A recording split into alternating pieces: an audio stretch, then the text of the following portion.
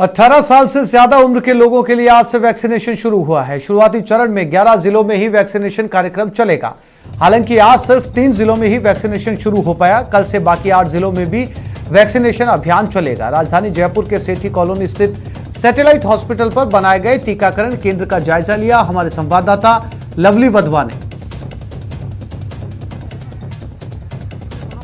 राजस्थान की राजधानी जयपुर सहित प्रदेश के 11 जिला मुख्यालयों पर 18 साल से ज्यादा उम्र के लोगों का वैक्सीनेशन का काम जो है वो शुरू किया जा रहा है। ये तस्वीर हम आपको दिखा रहे हैं राजधानी जयपुर के सेठी कॉलोनी में स्थित सैटेलाइट हॉस्पिटल की, जहां पर आप देखिए किस तरह से वैक्सीनेशन के लिए आए हुए जो लोग हैं वो लापरवाही कर रहे हैं। सोशल डिस्टेंसिंग फॉलो नहीं हो पा रही। अगर किसी को कोविड ना हो तो शायद वो कोविड यहां से लेकर के जाएगा। ऐसे में पूरा दारोमदार जो है वो चिकित्सा विभाग के ऊपर है, जो पुलिस प्रशासन के लोग हैं उनके ऊपर है। लेकिन सोशल डिस्टेंसिंग को किस तरह से ये लोग धज्जियां सोशल डिस्टेंसिंग की उड़ा रहे हैं वो आपको यहां पर नजर आ रहा है। भले ही 18 साल से प्लस के लोगों के लिए वैक्सीनेशन शुरू किया गया, लेकिन वैक्सीनेशन को लेकर के जो इंतजामात हैं वो पूरी तरह से जो हैं वो पूरे नहीं मिले हैं। और स्थिति आपको नजर आ रही है ग्राउंड पर कि राजधानी जयपुर के सेठी कॉलोनी स्थित अस्पताल के अंदर जिसे कोविड-19 का टीकाकरण केंद्र बनाया गया है वहां पर हालात किस तरह के हैं। ऐसे में अब जो तमाम तरह के तो इंतजामों की जो बात की जा रही थी चिकित्सा विभाग की ओर से, उस पर अब सवाल खड़ा हो रहा है कि क्या इस तरह से टीकाकरण का अभियान जो है वो राजधानी जयपुर में चलेगा। और अगर ये चलेगा तो इस टीकाकरण अभियान के साथ साथ में टीके के साथ में लोग टीके की पहली डोज के साथ में कहीं कोरोना जो है वो अपने साथ में ना ले जाएं, जिससे उनके परिवार के लोग भी जो हैं वो प्रभावित होंगे। फिलहाल लोगों से यही अपील है कि लोग मास्क लगाएं, वैक्सीनेशन कराएं, लेकिन सोशल डिस्टेंसिंग का भी ख्याल रखें। कैमरा पर्सन अविनाश के साथ लवली वधवा, न्यूज 18 जयपुर। मुख्यमंत्री अशोक गहलोत ने आज एक बार फिर से देश में फ्री वैक्सीनेशन के लिए प्रधानमंत्री मोदी से आग्रह किया है। उन्होंने ट्वीट कर लिखा है कि आज से 18 साल से ज्यादा आयु वर्ग के लोगों को कोरोना वैक्सीन लगनी शुरू हो रही है। मैं पुनः प्रधानमंत्री नरेंद्र मोदी जी से निवेदन करता हूं कि इस आयु वर्ग समेत सभी को फ्री कोरोना वैक्सीन उपलब्ध करवाने की घोषणा करें, जिससे जल्द से जल्द और ज्यादा से ज्यादा लोगों को वैक्सीन लग सके। उन्होंने ट्वीट कर यह भी कहा कि अमेरिका जैसे पूंजीपति देश ने भी अमीरों सहित सभी को निःशुल्क वैक्सीन उपलब्ध करवाई है, जिससे टीकाकरण अभियान की सफलता सुनिश्चित हो जाती है। मैं प्रधानमंत्री जी से निवेदन करता हूं कि भारत में भी कोरोना के निःशुल्क टीकाकरण करने की घोषणा करें, जिससे सभी को टीका लग सके। इसके साथ ही उन्होंने ये भी आग्रह किया कि कोरोना की इस भयावह दूसरी वेव के दौरान जिन लोगों की शादियां हैं उनसे अपील की है कि फिलहाल अपनी शादी टाल दें। अभी शादी में खुशियों से अधिक कोविड की चिंता लगी रहेगी। इस महामारी पर विजय पाने के लिए कोविड संक्रमण की चैन को तोड़ना जरूरी है, तो शादी में आने वाली भीड़ से संभव नहीं होगा।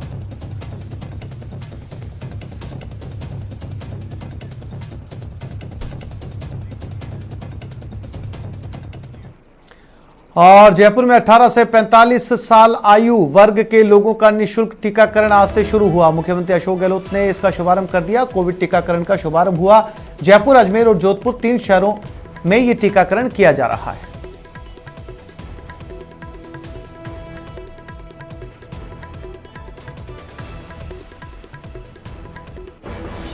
हमारे सरकार ने सीरम इंस्टीट्यूट को 3,75,00,000 डोजेज की बुकिंग कर दी, लेकिन हमें कल रात तक सिर्फ 3 लाख वैक्सीन मिली है। इसीलिए आज हम 3 जगह पे इस योजना का शुभारंभ कर पा रहे हैं। कल से 8 जिले जो अत्यधिक संक्रमित जिले हैं वहां भी हम इस योजना को प्रारंभ करेंगे वैक्सीनेशन के। आने वाले समय में जितनी वैक्सीन सीरम इंस्टीट्यूट हमें देगा उतनी ही वैक्सीन हम लगाने के लिए सक्षम है। दौसा में कोरोना संक्रमण की रफ्तार थम नहीं रही। जिला अस्पताल में संक्रमित मरीजों की तादाद बढ़ती जा रही है, जिससे गंभीर मरीजों के इलाज में इस्तेमाल होने वाली दवाओं की कमी होने लगी है। जिला अस्पताल में फिलहाल 33 रेमडेसिविर इंजेक्शन बचे हैं। जिला औषधि केंद्र की ओर से 200 रेमडेसिविर इंजेक्शन की डिमांड भेज दी गई है। साथ ही कोरोना मरीजों के इलाज में इस्तेमाल होने वाली कई और जरूरी दवाइयों की भी कमी है। पिछले 6 महीने से डॉक्सी नाम के कैप्सूल की सप्लाई भी जिला अस्पताल में नहीं हो पाई। कोरोना के इलाज के लिए जरूरी दवाओं की उपलब्धता को लेकर औषधि केंद्र के प्रभारी डॉक्टर संदीप शारदा से बातचीत की हमारे संवाददाता आशीष शर्मा ने।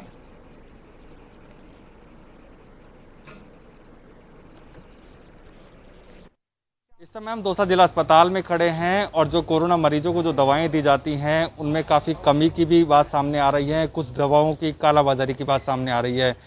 ऐसे में कितनी दवाएं उपलब्ध हैं और कितनों की डिमांड भेज रखी है। हमारे साथ डीडीसी के प्रभारी संदीप शारदा जी हैं। Doctor Sandeep Sharda ji, sir remdesivir जो ये इंजेक्शन है, ये कितने हैं उपलब्धता और कितनी डिमांड भेज रखी है? कल शाम की रिपोर्ट के अंदर 33 हमारे यहाँ जिला अस्पताल में उपलब्ध थे। 200 की हमने डिमांड भेज रखी। आज उम्मीद है कुछ इंजेक्शन आने की। कितने कम आ रहे हैं क्या? लगभग 2 दिन का जो हमारा जो खर्च हो रहा है वो तो रेगुलर दे रही है सरकार। एक इंजेक्शन और आता है जिससे खून पतला होता है, क्या नाम है उस इंजेक्शन का, वो कमी क्यों आ रही है? उस इंजेक्शन का नाम एनोक्सापैरिन है। इसी हफ्ते 260 इंजेक्शन जिला अस्पताल को दिए हैं। कल 1000 इंजेक्शन और जिला औषधि भंडार पर प्राप्त हो गए। जल्दी उनको भी रिलीज कर देंगे QC प्राप्त होते ही। वर्तमान में नहीं है जिला अस्पताल में आज जैसे? नहीं, वर्तमान में जिला अस्पताल में उपलब्ध है। और दूसरा एक डॉक्सी नाम की जो एक टैबलेट है उसकी काफ़ी कालाबाजारी हो रही है, बाजार में भी नहीं मिल पा रही है। आपके यहाँ पहले सरकारी सप्लाई होती थी, अब क्या स्थिति है उसकी? ये निदेशालय स्तर का मामला है। काफ़ी लंबे समय से वैसे उपलब्ध नहीं है डॉक्सीसाइक्लिन। तो इसकी कोई डिमांड यदि आपने भेज रखी हो? बिल्कुल, उसकी डिमांड गई हुई है। बिल्कुल, जो भी कोविड मरीजों को जो दवाएं दी जा रही हैं उनकी डिमांड भेज रखी है। हालांकि जो रेमडेसिविर जो इंजेक्शन है उसकी यहाँ पे सप्लाई ज़रूर हो रही है, लेकिन कम मात्रा में हो रही है।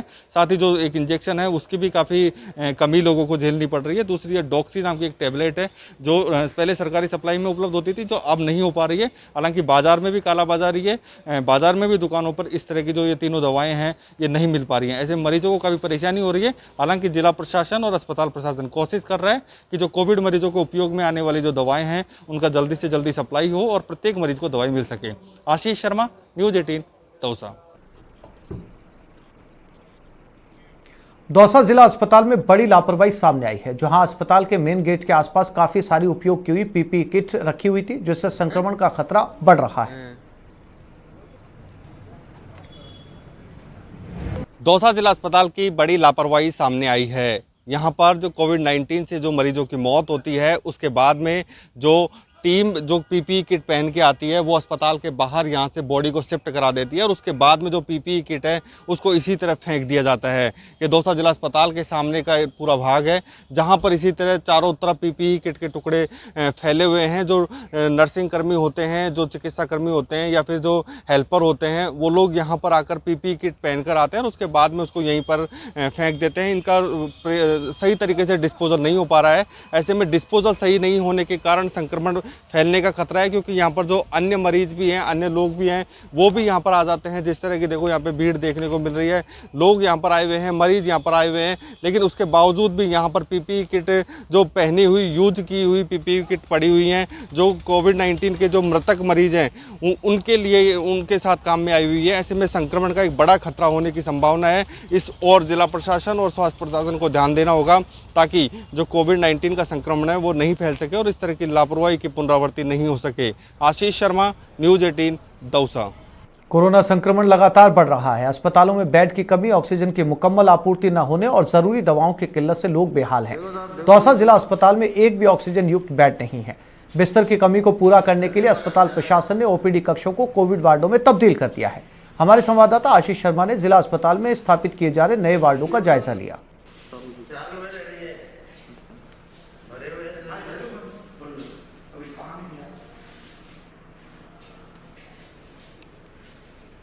वायरस का संक्रमण लगातार फैल रहा है। अस्पताल के बिस्तर फुल होते जा रहे हैं, अस्पतालों में जगह नहीं है। दौसा जिला अस्पताल की भी स्थिति कुछ ऐसी ही है। यहाँ पर जो भी ऑक्सीजन पाइपलाइन पर जो बिस्तर थे वो सभी भर चुके हैं और यहाँ पर बिस्तर खाली नहीं है। हालांकि जो दौसा जिला अस्पताल का प्रशासन है वो वैकल्पिक व्यवस्था कर रहा है। जहाँ OPD चलती थी वहाँ पर भी वार्ड शिफ्ट किए जा रहे हैं। ऑक्सीजन सिलेंडर लगा दिए गए हैं, रेगुलेटर लगा दिए गए हैं ताकि जो मरीज आएंगे उनको किसी प्रकार की परेशानी नहीं हो। हमारे साथ प्रमुख चिकित्सा अधिकारी डॉक्टर CL मीणा है। सर, भीड़ बढ़ रही है, मरीज ज्यादा आ रहे हैं, क्या वैकल्पिक इंतजाम किए जा रहे हैं? भीड़ बढ़ने के हिसाब से, मरीजों की कैपेसिटी बढ़ने के हिसाब से हमने वैकल्पिक व्यवस्था की, 16 बेड और एक्स्ट्रा ऑक्सीजन। जहां पर ऑक्सीजन सपोर्टेड लाइन नहीं है वहां पर हमने सिलेंडरों की व्यवस्था की है, 16 बेडों।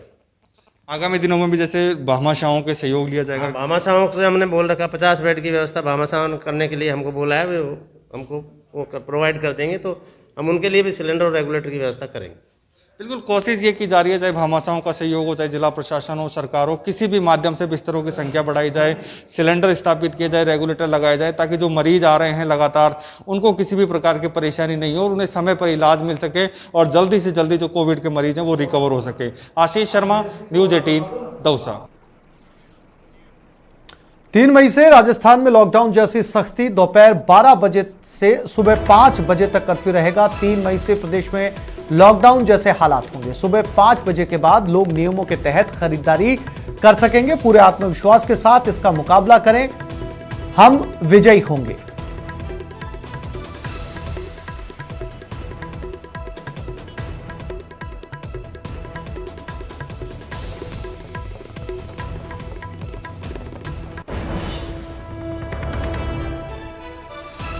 सीएम गहलोत का बयान, 3 मई से लॉकडाउन जैसे हालात, और सीएम ने साथ ही कहा लोगों से कि भरोसा रखें, सकारात्मक रहें।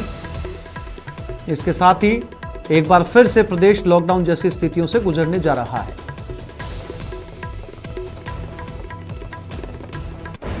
3 तारीख से सख्ती के साथ में लॉकडाउन तो नहीं लगाया है, तो लॉकडाउन की तरह हम लोगों ने फैसला किया है। कर्फ्यू रहेगा दिन को 12 बजे के बाद में, सुबह 5 बजे तक।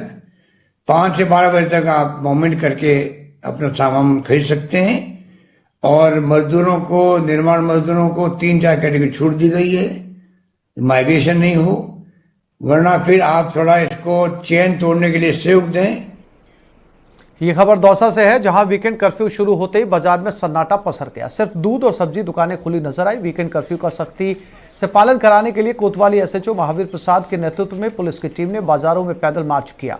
इस दौरान बिना मास्क पहने लोगों के खिलाफ कार्रवाई की गई और लोगों को गाइडलाइन की पालन करने की अपील की, ताकि संक्रमण की चेन को तोड़ा जा सके।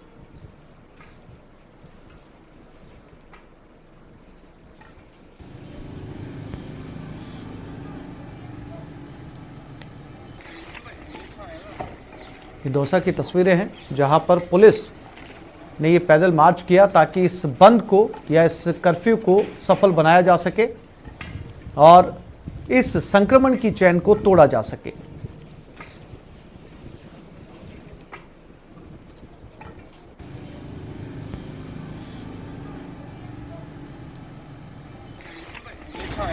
तो राज्य सरकार की गाइडलाइन के अनुसार शनिवार और रविवार का वीकेंड कर्फ्यू रहेगा और इस वीकेंड कर्फ्यू की पालना में जो है हम मार्केट में निकले हैं। लगभग दुकानें बंद हैं, जो बाहर घूम रहे हैं उनको भी हम समझाइश कर रहे हैं कि कम से कम बाहर निकलें और जो सब्जी है, डेयरी का सामान है वो लेकर तुरंत अपने घर चले जाएं। निकलें बाहर, जब भी निकलें तो मास्क लगा के जरूर निकलें। तीसरे वीकेंड कर्फ्यू के पहले दिन गंगानगर में आवश्यक सेवाओं को छोड़ सभी गतिविधियां पूरी तरह से बंद है। हालांकि डेयरी, फल और सब्जी की दुकानों को खोलने की पूरी छूट है। पुलिस शहर में बेवजह घूम रहे लोगों के खिलाफ कार्रवाई कर रही है। हमारे संवाददाता अशोक शर्मा ने बाजार का जायजा लिया। वैश्विक महामारी कोरोना वायरस के संक्रमण की रोकथाम के लिए प्रदेश सरकार द्वारा चलाए जा रहे जन अनुशासन पखवाड़े का आज 15वां दिन है। साथ ही तीसरा वीकेंड कर्फ्यू भी आज लागू किया हुआ है। वीकेंड कर्फ्यू का आज पहला दिन है, शनिवार, और इस वीकेंड कर्फ्यू के दौरान आज अति आवश्यक सेवाओं को छोड़कर सभी व्यावसायिक गतिविधियां बंद कर दी गई हैं। केवल दूध और सब्जी की दुकानों को ही खोलने के लिए अलाउ किया गया है। अभी हम आपको श्री गंगानगर जिला मुख्यालय का नज़ारा दिखाएं तो वीकेंड कर्फ्यू का जो पहला दिन है वो कैसा गुजर रहा है उसकी जानकारी आपको बता देते हैं। सड़कों पर ट्रैफिक है जो आम दिनों के मुकाबले थोड़ा कम है, लेकिन है। हालांकि पुलिस प्रशासन लगातार तैनात है और अनावश्यक घूम रहे लोगों पर भी कड़ी निगाह बनाए रखे हुए हैं, ताकि वीकेंड कर्फ्यू का जो कॉन्सेप्ट है इसको सफल बनाया जा सके। यदि हम बात करें इस गोल बाजार चौक की, तो हम आपको बाजार का नज़ारा दिखाते हैं। अति आवश्यक सेवाओं को छोड़कर या फल सब्जी की दुकानों को छोड़कर ही कोई सेवाएं सारी बंद है। मार्केट पूरी तरह से बंद है। अनावश्यक जो घूम रहे हैं उन लोगों के खिलाफ पुलिस प्रशासन मुस्तैदी से कार्रवाई कर रहा है और उनके पूरा जानकारी। अभी हमारे साथ यहाँ पर कोतवाली के सुरेश कुमार एसआई साहब हैं, इन्हीं से हम बात करते हैं। लोग किस तरह से रेस्पॉन्ड कर रहे हैं इस समय? ये लोग काफ़ी हद तक तो अपने अंकुश में हैं, ऐसी बात नहीं है। सभी लोग मास्क लगाए घूम रहे हैं, बगैर मास्क तो कोई नहीं घूम रहा। करीब करीब सभी इस चीज़ में जागरूक भी हैं। और इसके अलावा जो व्हीकलों के कागजात नहीं है जिनके पास, उनको अच्छी तरह से चेक कर रहे हैं और अनावश्यक रूप से घूम रहे हैं उनका चालान भी किया जा रहा है। जनरली अनावश्यक रूप से घूमने वाले लोग किस तरह के बहाने बनाते हैं? नहीं, बहाने तो करीब के मेडिसिन लेने जा रहे हैं या घर का सामान लेने जा रहे हैं इस तरह से ज़्यादा कुछ। तो देखिए, जैसा कि इन्होंने बताया कि जनरली जो अनावश्यक रूप से लोग घूम रहे हैं उनके पास वाहनों की भरमार होती है। खास तौर से दवाइयां लेने का जो सबसे सीधा सा कॉन्सेप्ट होता है कि दवाइयां लेने जा रहे हैं, घर में कोई पीड़ित है और इसी बहाने की बदौलत वो चालान की कार्रवाई से बचना चाह रहे हैं। लेकिन पुलिस प्रशासन लगातार मुस्तैद है और उसकी ये पूरी मंशा ये रहती है कि किसी जेन्युइन को जो आवश्यक कार्य से जा रहा है उसे परेशान ना किया जाए, लेकिन जो अनावश्यक घर से बाहर निकला हुआ है, कोरोना प्रोटोकॉल को फॉलो नहीं कर रहा है, उसके खिलाफ कार्रवाई कर, उसके खिलाफ चालान काटकर एक संदेश दिया जा रहा है कि लोग अनावश्यक घर से बाहर ना निकलें, कोरोना प्रोटोकॉल की ईमानदारी से पालना करें। न्यूज़ 18 भी अपने सभी दर्शकों से एक बार फिर से अपील करता है कि वो जन अनुशासन पखवाड़े का रिस्पेक्ट करते हुए कोरोना प्रोटोकॉल की ईमानदारी से पालना करें ताकि वैश्विक महामारी कोरोना वायरस के संक्रमण को जल्द से जल्द रोका जा सके। अशोक शर्मा, न्यूज़ 18 श्री गंगानगर। सवाई माधोपुर जिले में संक्रमण भयावह रूप लेता जा रहा है। वीकेंड कर्फ्यू पर बाजार में लोगों की आवाजाही थमती हुई नजर आ रही है। हमारे सवाई माधोपुर संवाददाता गिरिराज शर्मा ने बाजार का जायजा लिया। सवाई माधोपुर जिले में कोरोना संक्रमण बेहद व्यापकता के साथ फैलता चला जा रहा है, जिसके चलते सवाई माधोपुर जिले में रोजाना सैकड़ों की तादाद में कोरोना संक्रमित रोगियों की संख्या में भी लगातार इजाफा होता चला जा रहा है। सवाई माधोपुर जिले में आज एक बार फिर से वीकेंड कर्फ्यू है, जिसके चलते न सिर्फ सवाई माधोपुर जिला मुख्यालय के बाजार बल्कि अन्य तहसीलों के, जिनमें मलारना डूंगर, चौथ का बरवाड़ा, बौली, बामनवास, गंगापुर सिटी, खंडार आदि सभी जगहों के बाजार पूर्णतया आज बंद हैं। आज सवाई माधोपुर जिला मुख्यालय की तस्वीरें भी आप लगातार देख सकते हैं। हम इस वक्त सवाई माधोपुर का हृदय स्थल कहे जाने वाले रणथंभौर सर्किल पर खड़े हुए हैं, जहां पर भी आप देख सकते हैं आवाजाही बिल्कुल नहीं के बराबर देखी जा सकती है। जो मॉल्स हैं, बाजार हैं, वो पूरी तरीके से बंद हैं। सड़कों पर सन्नाटा छाया हुआ है। बेहद कम आवाजाही सड़कों पर दिखाई दे रही है। बेहद जरूरी काम से ही लोग निकल रहे हैं, जिसके चलते सवाई माधोपुर की सड़कों पर भी आवाजाही नहीं के बराबर है। वहीं मुख्यमंत्री द्वारा अब एक नई गाइडलाइन और जारी की गई है, जिसके चलते बंदिशें अब और भी अधिक बढ़ा दी गई हैं। लेकिन कोरोना संक्रमण से बचने के लिए सरकार द्वारा जारी की जा रही गाइडलाइन का पालन करना भी बेहद अनिवार्य है। गिरिराज शर्मा, न्यूज़ 18, सवाई माधोपुर। भरतपुर में लोगों ने लापरवाही की हद पार कर दी। प्रशासन के लगाए बैरिकेड को उखाड़ फेंका। वीकेंड लॉकडाउन के बावजूद भी सैकड़ों की संख्या में लोग आ जा रहे हैं। प्रशासन भी अब कार्रवाई के नाम पर इतिश्री करता हुआ नजर आ रहा है। लगातार कोरोना के आंकड़े बढ़ते जा रहे हैं, लेकिन लोग हैं फिर भी लापरवाही से बाज नहीं आ रहे हैं। प्रशासन द्वारा बैरिकेड्स लगाए गए थे, बैरिकेडों को लोगों ने उखाड़ कर फेंक दिया है। किस तरह लोगों की लापरवाही है आप देख सकते हैं। मेरे कैमरामैन से कहना चाहूँगा बैरिकेड्स दिखाएं कि किस तरह लोगों ने बैरिकेड्स को तोड़ दिया है। वीकेंड लॉकडाउन है, लेकिन बाज़ार में भारी संख्या में लोगों का जमावड़ा देखा जा रहा है। इस तरह अगर रहा तो कोरोना के हालातों से निजात पाना मुश्किल रहेगा। राज्य सरकार बेहद गंभीर नज़र आ रही है, लगातार प्रयास कर रही है कि कोरोना से निजात पाई जाए, लेकिन लोग हैं अब कोरोना के प्रति गंभीर नहीं दिख रहे हैं। ऐसे में सबसे बड़ा सवाल ये है कि लोगों की ये लापरवाही कब बाज आएगी। लोगों को शायद अब कोरोना से डर नहीं लगता है, इसलिए लोग बाज़ारों में उमड़ रहे हैं। प्रशासन को पहले जैसी सख्ती दिखानी पड़ेगी, कहीं ना कहीं जो डंडा है वो चलाना पड़ेगा, जब भी जाकर लोग बाज आएंगे। लेकिन लोगों की इस तरह लापरवाही है, बैरिकेड्स को तोड़ फेंकना, बाजार में भीड़ करना, आना, इस तरह देखा जा रहा है कि अब लोग बिल्कुल समझदार नहीं रहे हैं, समझ नहीं रहे हैं। कोरोना के आंकड़े लगातार बढ़ रहे हैं, लोगों की चिंताएं बढ़ा रहे हैं, लेकिन फिर भी पता नहीं क्यों लोग बाज़ारों में मुड़ रहे हैं, छोटे छोटे काम को लेकर बाज़ारों में आ रहे हैं। इस तरह अगर लोगों को लापरवाही रहेगी तो कोरोना से निजात पाना बेहद ही मुश्किल रहेगा। कैमरा पर्सन मनीष कुमार के साथ दीपक पुरी, न्यूज़ 18 भरतपुर। मौत की बेलगाम रफ्तार को रोकने के लिए एक और जहां सरकार ने सख्त गाइडलाइन जारी की है, वहीं भीलवाड़ा के फल और सब्जी व्यापार महासंघ ने 2 दिन का स्वैच्छिक बंद का ऐलान किया है। न्यूज़ 18 संवाददाता प्रमोद तिवारी ने स्वैच्छिक बंद के असर का जायजा लिया। आज थर्ड वीकेंड का फर्स्ट डे हम खड़े भीलवाड़ा की महात्मा ज्योति फूले कृषि उपज मंडी, जहां फल और सब्जियों का व्यापार होता है, वहां खड़े हम गेट में घुस रहे हैं और देख रहे हैं कि पहले हमने दिखाया था कि किस तरह से मेले का सा यहाँ वो था, सोशल डिस्टेंसिंग नहीं थी, पर पिछले 3 दिनों से एसपी विकास शर्मा खुद मॉनिटरिंग कर रहे हैं और पूरी तरह से सारी व्यवस्थाएं चाक चौबंद कर दी गई है। आज बंद सा नज़ारा दिख रहा है। यहाँ हमें कुछ लोगों ने बताया कि शायद इन्होंने सामाजिक सरोकार निभाते हुए इन लोगों ने स्वैच्छिक बंद रखा है सैटरडे और संडे को, फल और सब्जी मंडी जहां मेले का सा नज़ारा दिखता था आज पूरी तरह से बंद है। एसपी विकास शर्मा खुद मॉनिटरिंग कर रहे हैं, वो उनसे बात करने सर आज ये क्या स्वैच्छिक बंद है? जी आज स्वैच्छिक बंद है और हम 2-3 दिन से इस व्यवस्था को दुरुस्त करने का प्रयास कर रहे हैं क्योंकि सब्जी मंडी एक हॉटस्पॉट है जहाँ पे काफ़ी लोग इकट्ठे होते हैं। इस तरह का स्वैच्छिक बंद इन्होंने बहुत अच्छा किया है और समाज के और लोगों से भी उम्मीद है कि वो इस तरह का काम करें। तो मेन जो इश्यूज़ रहते हैं, एक तो जो मंडी में सोशल डिस्टेंसिंग की पालना, उसके लिए हम कार्य कर रहे हैं। इसमें हमने एक नया प्लान भी सोचा है जिसको हम एग्जीक्यूट कर रहे हैं। एक सर आपने अब जो होलसेलर और रिटेलर के अलावा जो आम आदमी अब शायद सब्जी खरीदने नहीं आएगा, कलेक्टर और आपके लेवल पर मीटिंग में डिसाइड हुआ है? जी बिल्कुल, इंडिविजुअल जो परचेजर्स हैं उनके लिए जो ठेले हैं वो गलियों में जा रहे हैं, कुछ होम डिलीवरी हो रही है, वहाँ से वो लोग परचेज़ करेंगे। हम इंडिविजुअल परचेजर्स को जो 2 व्हीलर्स पे हैं उनको बाहर ही रोक रहे हैं और कोशिश हमारी ये है कि यहाँ पे जितना हम मिनिमम भीड़ को कर पाएँ ताकि यहाँ पे सोशल डिस्टेंसिंग मेंटेन रह पाए। ये जो स्वैच्छिक बंद रखा है पुलिस की और प्रशासन की पहल पर फल सब्जी जो व्यापार संघ उन्होंने, और मैं लोगों से आप क्या कहना चाहते हैं? आज तो स्वैच्छिक बंद है पर अभी कोरोना महामारी का प्रकोप बढ़ता जा रहा है, क्या कहना चाहेंगे आप पब्लिक से?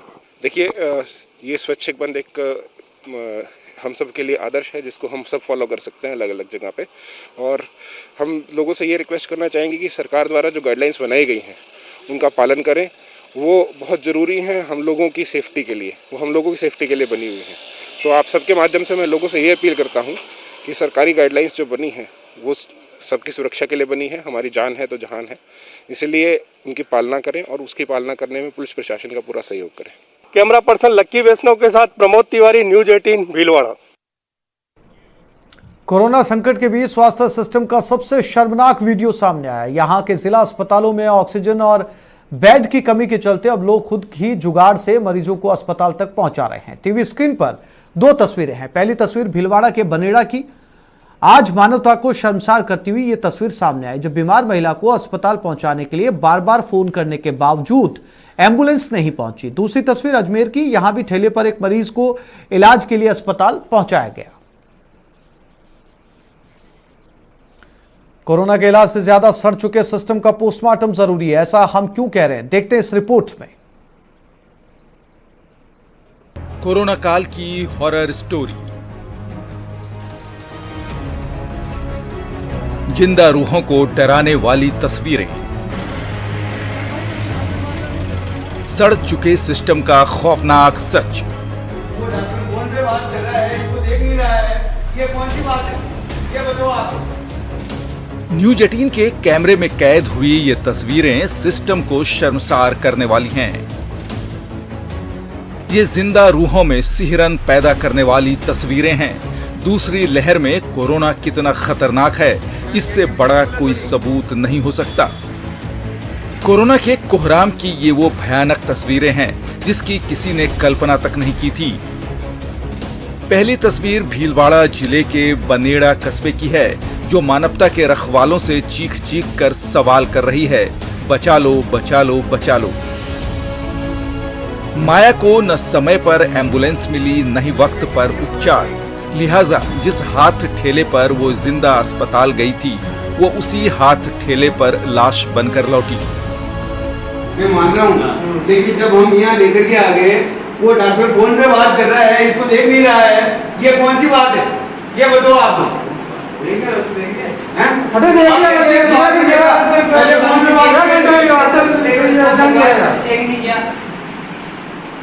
पहले किसी ने दिया, ये कोई बात थोड़ी हुई है, ये तो सर आज हमारे मुद्दा है, सब तुम्हारे सामने भी होनी है स्थिति। कोरोना की दूसरी लहर में मानो पूरा सिस्टम पंगु हो गया है, जो कुछ करने लायक है वो हाथ खींच ले रहा है। ये तस्वीर अजमेर के जवाहरलाल नेहरू अस्पताल की है। सड़क किनारे स्ट्रेचर पर ये लाश नहीं, सड़ चुके सिस्टम की जीती जागती तस्वीरें हैं। परिवार वाले एम्बुलेंस ना मिलने की वजह से मोर्चरी में रखने की मिन्नत मांगते रहे, लेकिन अस्पताल के स्टाफ ने मदद तो दूर, शव और परिजनों दोनों को अस्पताल से बाहर निकाल दिया। जेलन बाउंड्री के बाहर हमें खड़ा कर दिया गया है कि बोले आप ये सब ले जाओ। हमने पहले डॉक्टर साहब को मना करा कि रात को नहीं ले जा सकते, उन्होंने कहा कोई बात नहीं मोर्चरी में रखवा देंगे।